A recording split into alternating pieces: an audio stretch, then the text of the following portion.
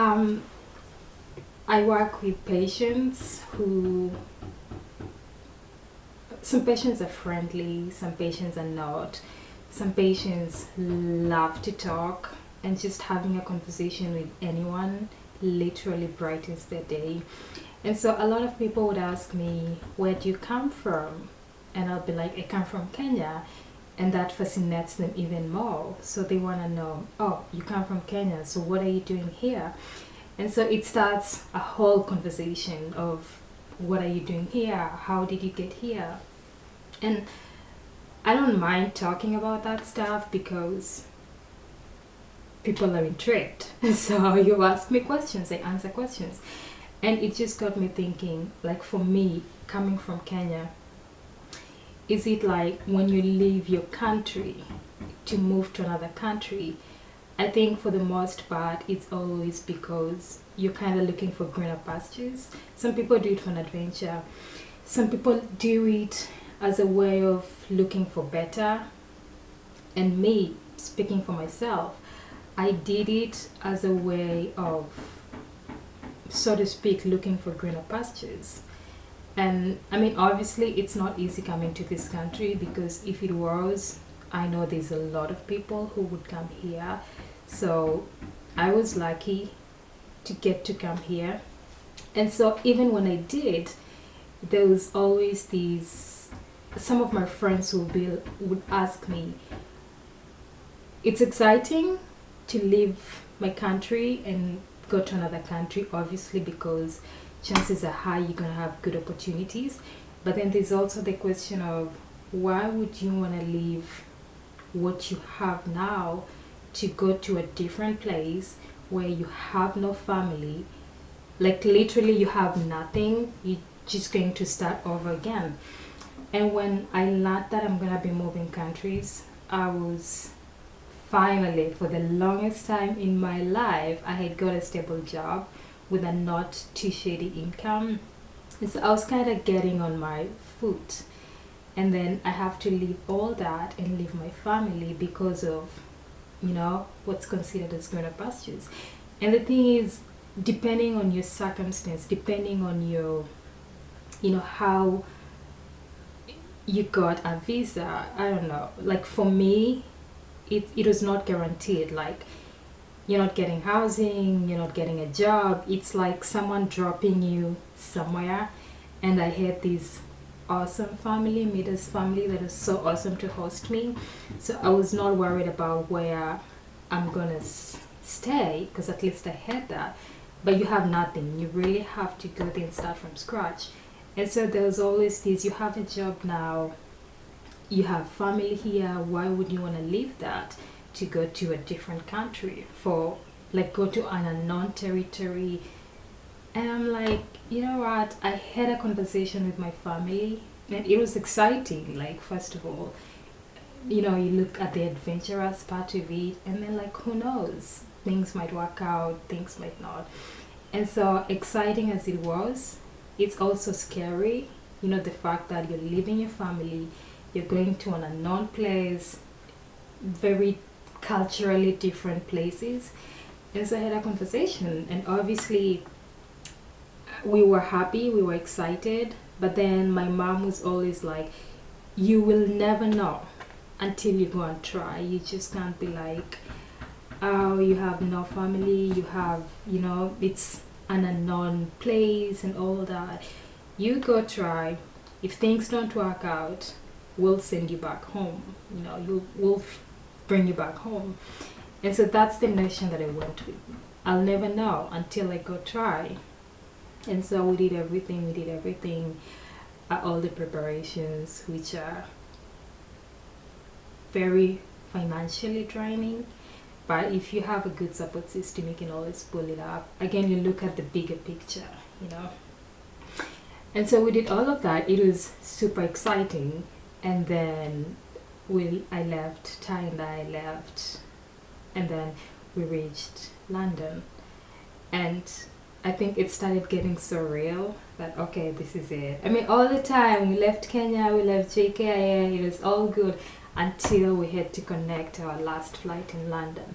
and I got really scared, like legit scared. I think reality started dawning on me.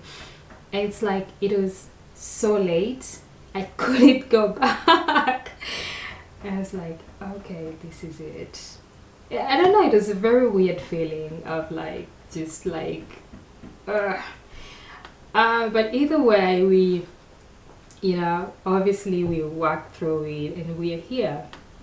And it kind of got me thinking, like, yes, I speak for myself, obviously, considering the position I was in Kenya, getting an opportunity to try something different, like that's something I grabbed with both hands, you know. And I had a very open mind that one, it's not gonna be easy. Two, nothing's gonna be handed to me. Three, it's gonna take a while before I can be anywhere. And so I had all that in mind, and I think that kind of helped me to work through it all. And I kept telling myself, trust the process. And so again, which got me thinking of how, yeah, it's perceived as greener pastures, but it's tough as hell, you know. And it's, I don't know, I like to think it's a little bit easier if you have family here, like say you have an aunt, whoever are here. So it's easy, it's kind of easy because you have like your family here who you can lean on. But if it's like me, just Ty and I, moving here, and we were so lucky, like we had like an amazing family that really, put us on the right track. Because they say the first person to host you here can make you or break you, and they can set you up for success in terms of how they guide you, how they open your eyes, or you can be here and not make much progress because they just don't, lead you in the right direction. And so, I mean, we were lucky in that sense. But then again, nothing is handed to you. You also have to put in the work. And so, as much as it's greener pastures, but then when I think about it, I look at it from this perspective. The only difference between here and Kenya is that there are opportunities in this country, like so many opportunities in this country. You just need to put in the work. If you're hardworking, you will get far. And like in Kenya, where there are no opportunities, I know so many people who would put in the work if they just got the opportunity, and that is lacking in Kenya. But it is here, so it depends. If you give it everything, you can get far. And if you look at it in time, obviously there's some things that you have to sacrifice. Like for instance, I sacrificed my family, so to speak. So as much as I'm chasing for these opportunities and all that stuff, but I don't have my family. I mean, and thanks to the internet and all that, we pretty much talk a lot. We keep in touch. It's almost like we are still together. The only difference is when there's something going on, like reunions and stuff like that, we cannot be there in person, but we communicate a lot. That I still feel like I have my family, only that I can't be with them in person. But also, when you look at other aspects of it, yes, as much as opportunities are here, but then when you look at other things, I feel like, and I know people in Kenya who are living a way better life than I am. I'll speak for myself, than I am, just because if you think of things like, let's say, childcare. Childcare is super expensive, and I kind of understand now why in some families you have maybe the man of the house is the one who goes to work and the mom stays home to take care of the kids, because if you think of the cost that it will cost you to take your kids to daycare and going to work, it's almost like don't go to work because that's all you'll be doing, going to work to pay for daycare.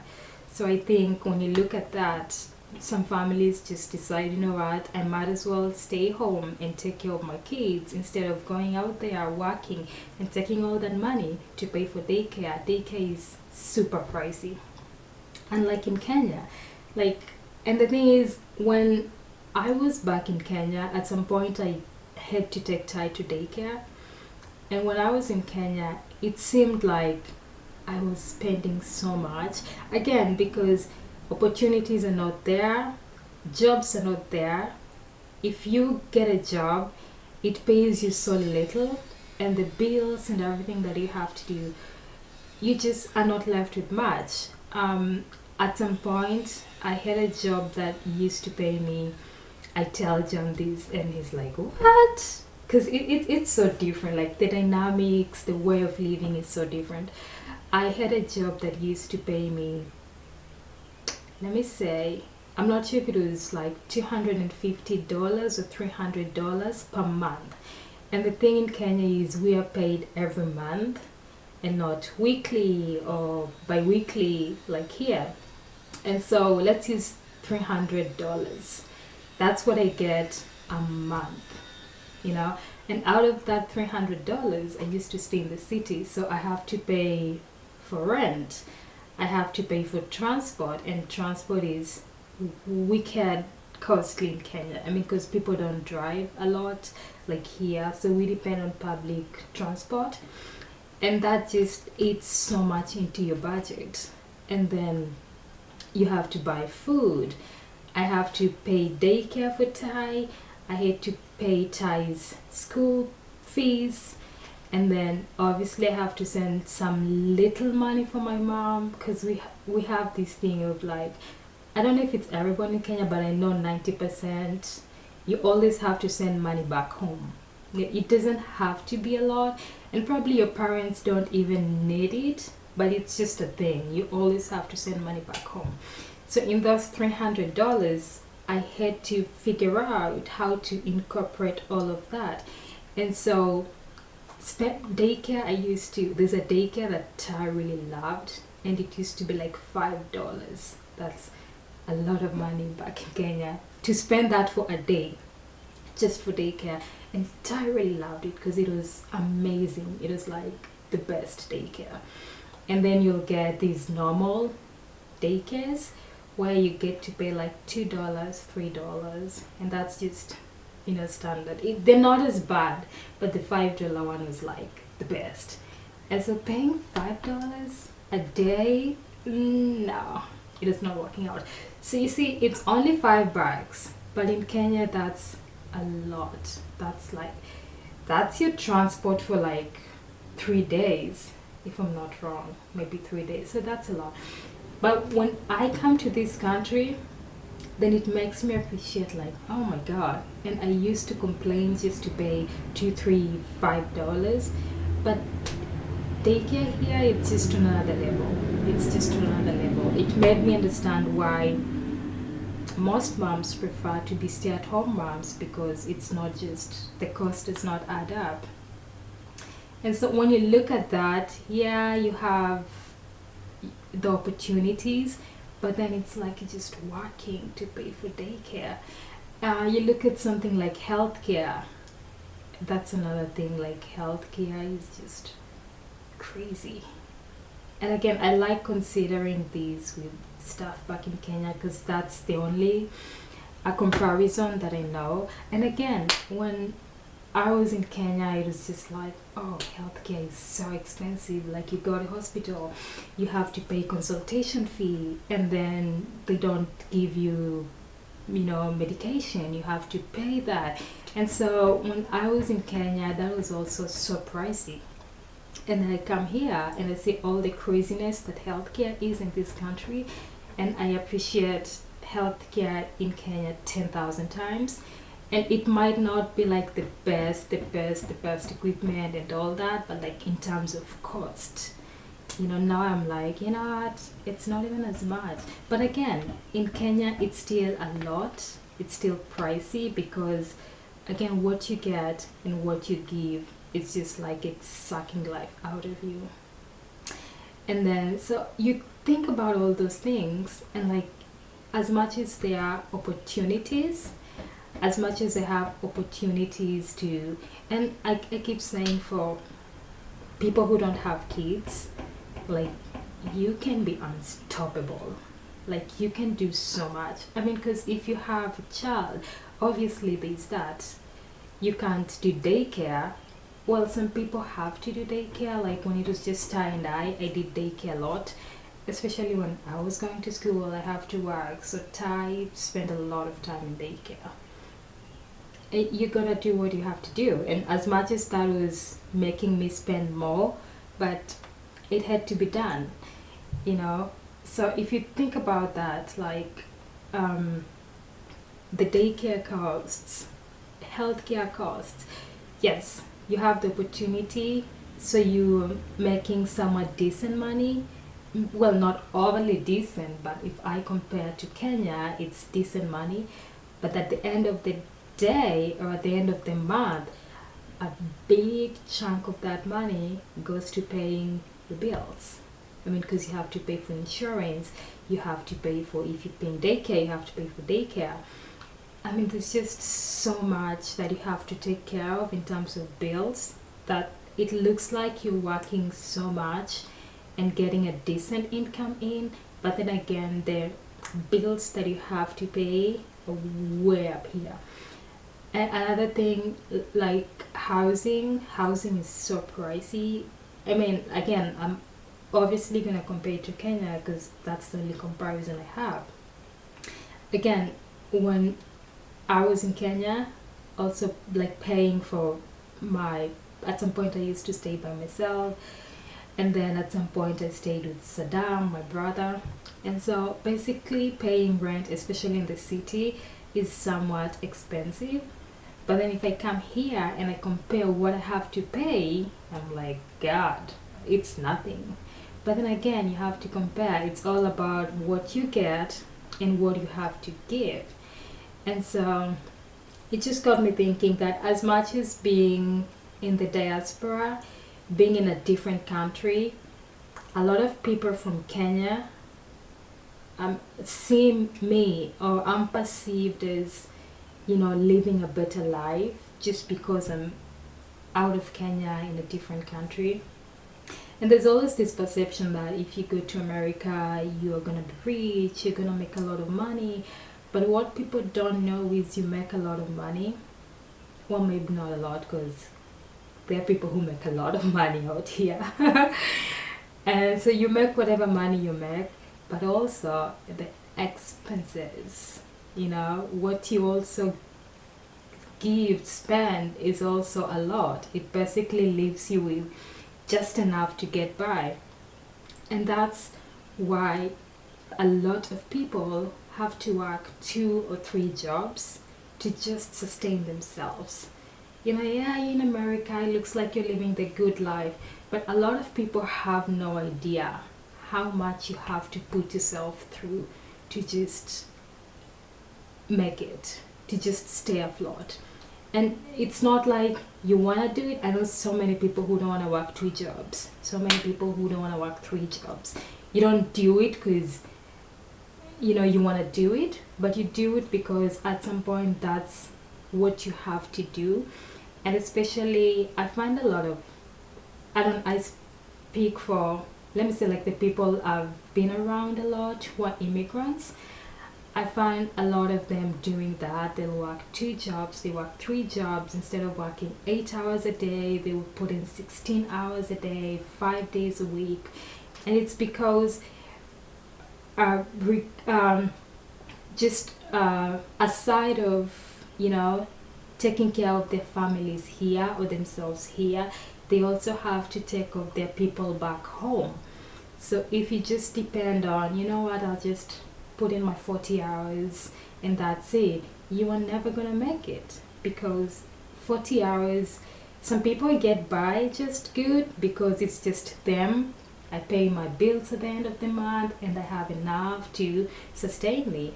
But for some people, it's like you're working to sustain 2 units, and so you have to go all in, which got me thinking that at the end of the day, there are so many people who are living a better life back home than most of us are living here, just based on those factors, you know, based on those factors. People who are living like a better quality of life because you get to work 5 days and you have your weekends off, you can rest, you know, your body's getting the rest that it needs to take care of your body, instead of people here who have to, you know, you just keep going, you just keep going, you just keep going. And again, not because you want to keep going, but just because of the expectations and everything that you have to do. It does not give you an opportunity to stop, you know. And for most of us, it's always perceived like when you come to America, like expectations are so high for you. I kind of don't know how to say this, but it's almost like you're expected to be at a certain level.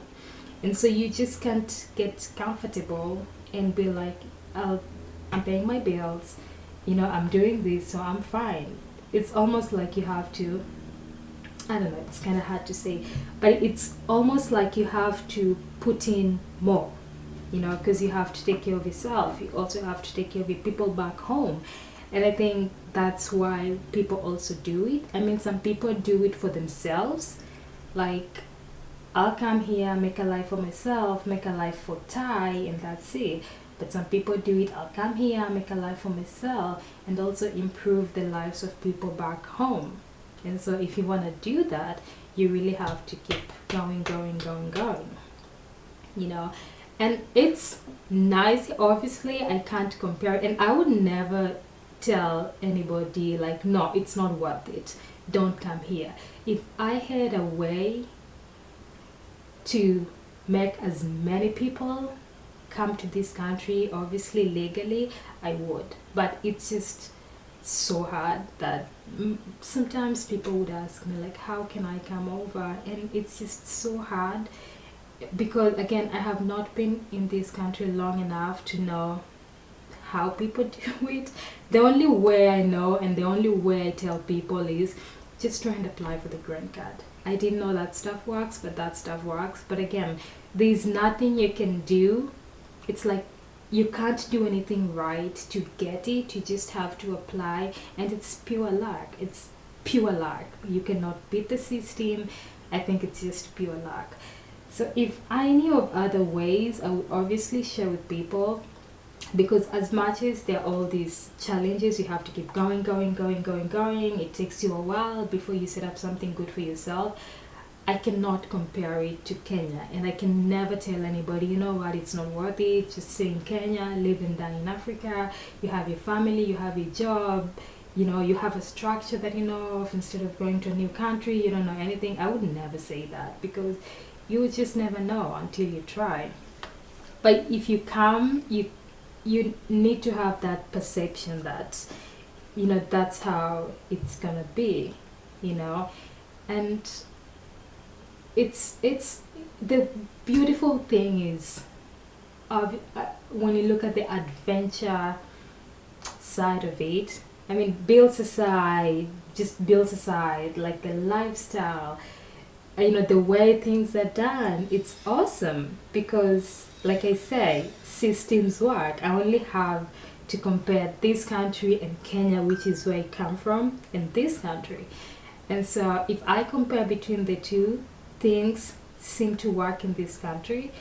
Like, my favorite, all-time favorite is traffic lights. I can say it's something so simple, you know, but something as simple as traffic lights, we have them in Kenya, but they do work, you know, but nobody follows them, nobody obeys the traffic lights, because that's just our way. Even the cops, most, like, it would be a red light and it would be all going through it's crazy. I don't know how, I don't know what the deal is with the traffic lights, but we just don't obey them.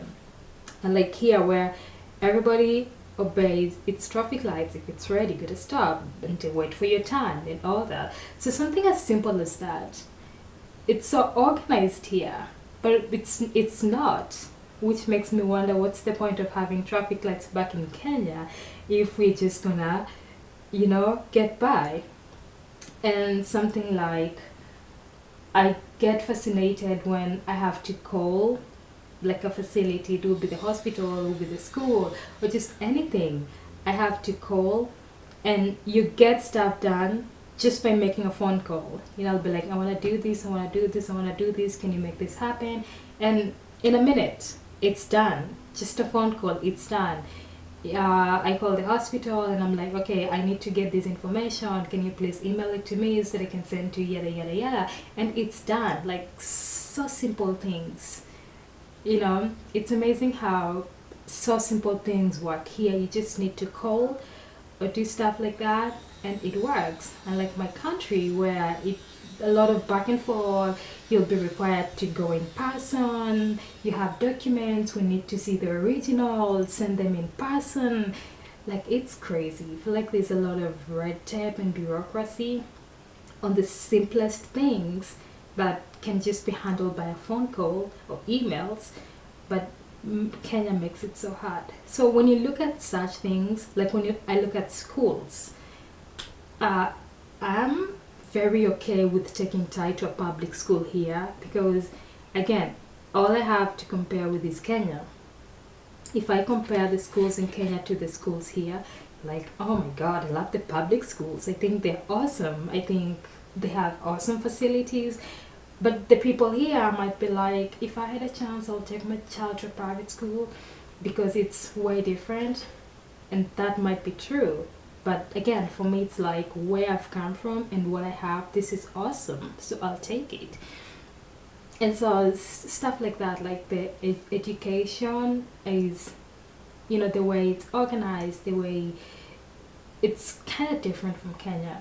But again, the one thing I also realized is, having been to school in Kenya all my life and having just started school here, having experienced school here for the short time that I did, and honestly, it feels like school in Kenya is so hard. Like, so hard. Like, they make you really work for it. And I don't know if it's the execution, but it's almost like you just get drilled and drilled and drilled. You gotta put so much information in your head. Like for instance, when we do exams in Kenya, you don't get multiple choices. Like, there are exams that you get multiple choices, but for the most part, nobody gives you multiple choices. You have to have the information in your head and you have to write it down, and then I came here and I thought that's how I've known school. Like, you gotta have information because you're going to write it down. There are only sections where you have to put multiple choices, and then I come here and I have that notion, but then I'm like, there are multiple choices. But again, yes, there are multiple choices, but that does not mean the exams are easy, because the multiple choices, they kind of are designed in a way to throw you off a little bit, so you still have to know your content. But I just compare it in Kenya. Like, if you have multiple choices, you can eliminate some, which leaves you with two that you can reason with. But in Kenya, you gotta have it all here. So if you have no idea, sometimes when you look at multiple choices, they can start triggering some information and you start remembering some things. But in Kenya, you have nothing that's gonna trigger information for you. You need to have it all here and write it down on paper. Nothing's gonna give you a clue. And just also, like, when Thai was in kindergarten, like, the way they teach kids in Kenya, like, they pump so much information. And so when Thai came here, it's almost like he knew so much information, like knowledge-wise, in books and stuff like that. But it seemed like the systems here are like, okay, we're not gonna drill a lot of information in you, but how about we teach you how to... It felt like the schools here are not about just drilling information in kids, but more about, okay, we're gonna teach you, knowledge, how to do addition and all that stuff. But we also want to be like a whole rounded kid. We're gonna also teach you to be a nice person. We're gonna teach you how to share with kids. We're gonna put you in situations where you have to work as a team, in situations where you have to, work by yourself, solve problems, be a speaker, public speaking. And so, like, they do a lot of stuff that molds an all-rounded kid in that sense, and just molds confident kids, so to speak. And so I feel like the dynamics is so interesting. And so I think bottom line, it just depends on, I don't know, situations, personalities, to decide on whether, moving to the diaspora, like we call it, is in search of greener pastures or no. And I think, having gone through these myself, I feel like it's not something for everybody. I mean, some people are wired to do this, some people can, soldier through, but I feel like some people can't. I don't know, it just feels like it's not for everybody. There's some people who will be like, I'd rather stay in Kenya. It's not glorious, the systems don't always work, but I get to have my family, I get to have my job, even if it does not give me as much. Like, there are people who would live with that peace of mind and be okay with it. But there are people who maybe want a little bit more and are willing to turn themselves inside out to do it. So I think it's very debatable. It's a very debatable. And just being away from Kenya has taught me to, I don't know, it's almost like you never know what you have until you lose it, and just things like there's so many things, like, looking back, I'm like, just like my hair, like doing my hair. I mean, when in Kenya, obviously there are people who do their hair, 2 times a month. And when I was in Kenya, it was, again, another expense. Like, my God, having to do my hair twice a month, I never did that. I would braid and have my braids in for weeks, and still that would be very pricey. Like, to braid my hair in Kenya, I would do it for $10, or maybe $10, or maybe 12, 15 if you put the hair and the labor in it. And again, that was so expensive for me. It's one of those things you do and you're like, oh my God, I have to cough out $15. But I'm like, you know what, I'll do it, and it's gonna last me for a few weeks. And then I come here, and shock on me, I cannot just walk in any salon and do my hair, because obviously our hair is different. And it's, when I was, before I moved, it was different, because there were a lot of, black people, and so there were a lot of black people salons, so it was easier, like the salons were there.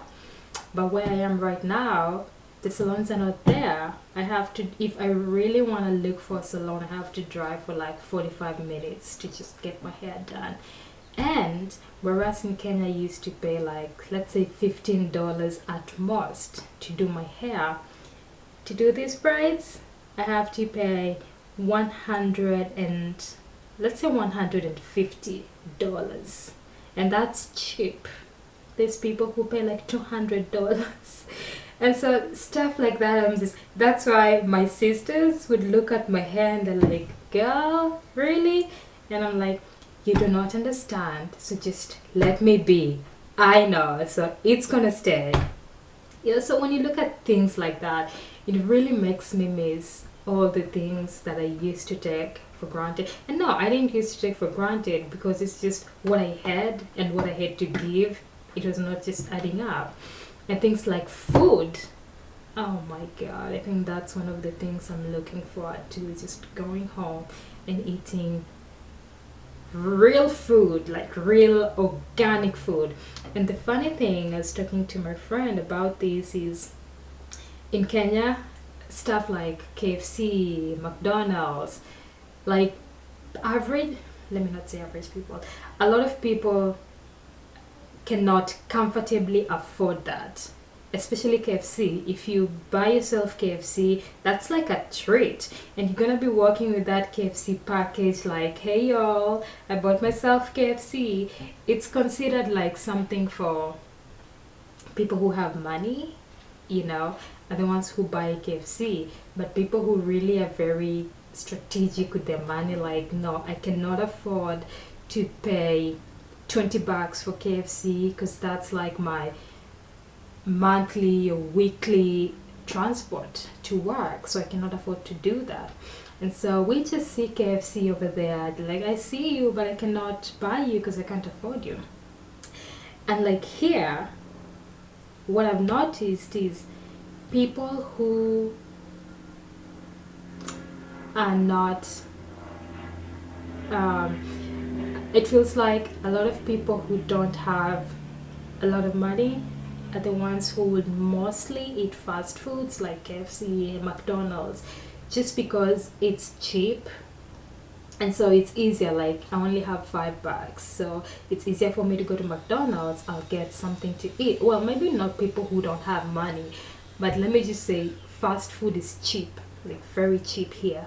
So if you have $5, you go to KFC, no, you go to McDonald's and you can get something to eat.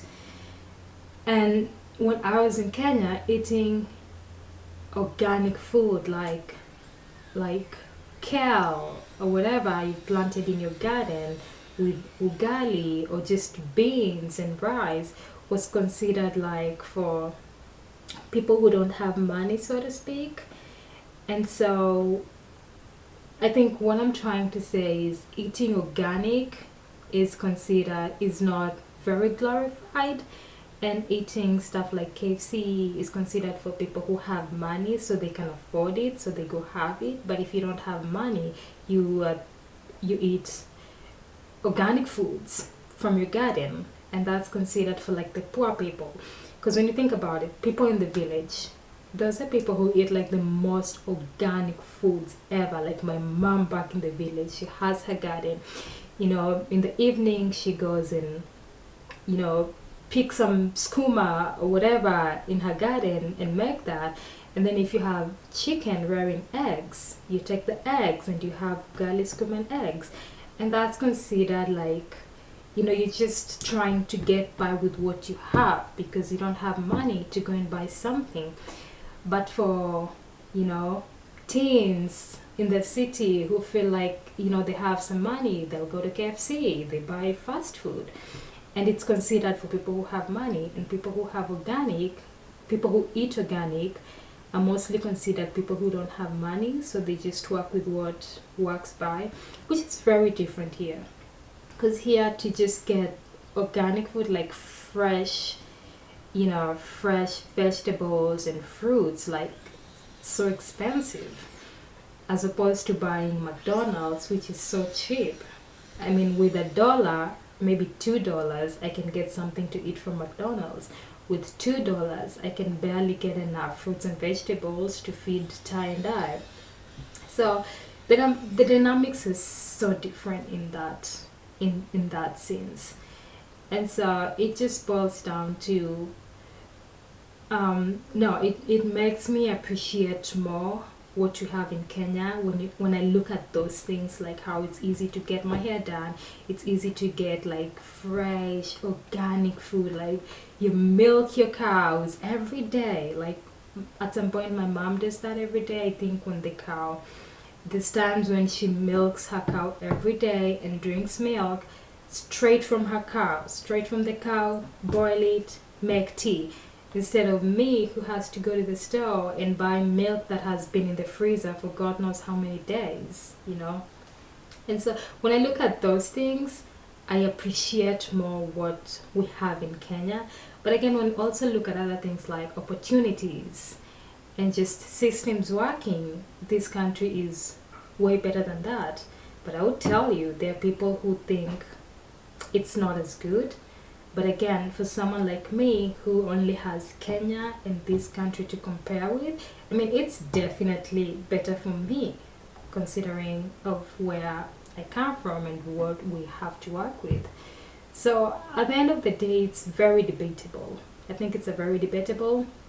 But if you ask me, I would never say, like, you know what, the struggles are so much. Like, you know what, you're better off living and dying in Africa where you have your family, you have a job, and all that. I would never say that because if you never try, then you'll never know. And I think you need to have an open mind. Like, okay, I have an opportunity. I'll not let it slide because of this and this and this. How about I go try? If it doesn't work out, then I'll know I tried. It is not for me, then I come back home. I don't know, but again, like I said, some people are just like, you know what, I'm okay here, so I guess it's very debatable. But again, also, I think people don't know because I know this now, having experienced both sides, so that's why I can comfortably talk about what I'm talking about because I have experience. But if you've not experienced, and that's why sometimes I don't blame people who think, like there's people who think that when you come to this country, then you're rich, you have money, people will be calling you, can you send me this? Can you send me this? We have this going on, we have this wedding, we have this funeral, we have these hospital bills and stuff like that. And what I feel like is people do not understand, mostly not because they don't want to, but maybe because they just don't know of I might have the money, but boy, the bills that are waiting for me at the end of the month, pretty much half of that money will be gone just paying bills, and then I have to, sustain yourself. So sometimes people have expectations of us, of speaking like for myself, somebody who's come from Kenya to America, which is perceived as the greatest land in the world, and which is perceived when you go to America, then you're rich, then you have money, and so people have expectations of you. But just because they don't know the hoops you have to put yourself through to just get that money, and also just how much of it you have to, lose in terms of paying bills and, just doing what you have to do. But at the end of the day, I think even having to work and then pay a large chunk of it to pay bills and all that stuff, I still think it's worth it. Just for the adventure and for the way things work here. I would never say don't, don't do it. Like, if you get a chance, just do it. And then at the end of the day, sit and see, is it worth it? Do I want to live my life just working? And I feel like that's pretty much what most people do in this country. And if you're not strategic about it, you can live your whole life not spending time with people you love. I have to catch myself to be like, hey, you gotta slow down. You gotta slow down and spend time with people, and spend time with your family, spend time with John, spend time with Ty, instead of just working. But again, sometimes it's also a matter of, if you have a goal, then you can only pray that the universe will have your back to make you go, meet your goal. And then you can sit down, bring your shoulders down, and relax, and start now living life a little bit more. Okay, I can keep going because I'm so new to doing this, and so my thought process, it's different when you talk to somebody one-on-one, but then my thought process just goes all over the place, and I'm rambling, and so I'll just leave it at there.